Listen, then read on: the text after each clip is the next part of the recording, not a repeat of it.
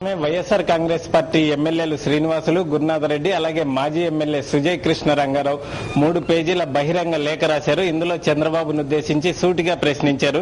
ఇప్పటికైనా మించిపోయిందేమీ లేదు, అది కాంగ్రెస్ పార్టీ నిర్ణయమే, విభజన నిర్ణయం అన్నది. కేంద్ర ప్రభుత్వం ఇంకా ఎలాంటి ప్రకటన వెలువడలేదు కాబట్టి ఇప్పటికైనా రాజీనామాలు చేయాలి. చంద్రబాబుతో పాటు టీడీపీ ఎమ్మెల్యేలు, ఎంపీలు అంతా కూడా తమ పదవులకు రాజీనామా చేసి ముందుకు రావాల్సిన అవసరం ఉందని చెప్పి వైఎస్ఆర్ కాంగ్రెస్ పార్టీ నేతలు డిమాండ్ చేస్తున్నారు. అలాగే వైఎస్ఆర్ కాంగ్రెస్ పార్టీ ఎమ్మెల్యేలు ఇంకో విషయాన్ని కూడా ప్రస్తావించడం జరిగింది.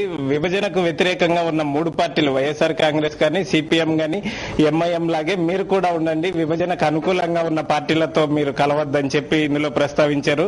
ప్రధానమంత్రికి మీరు ఇమ్మీడియట్ గా ఒక లేఖ రాయండి, విభజనకు వ్యతిరేకం అంటూ ఒక లేఖ చంద్రబాబు రాయాలని చెప్పి కోరారు. అలాగే చంద్రబాబు ఎలా కుమ్ముక్కైంది కూడా ఈ లేఖలో స్పష్టంగా వివరించడం జరిగింది. ఐఎంజీ, ఎంఆర్ వ్యవహారంలో కేసుల నుంచి తప్పించుకునేందుకు చంద్రబాబు ఈ విధంగా చేస్తున్నారా అని చెప్పి వైఎస్ఆర్ కాంగ్రెస్ పార్టీ నేతలు ప్రశ్నిస్తున్నారు.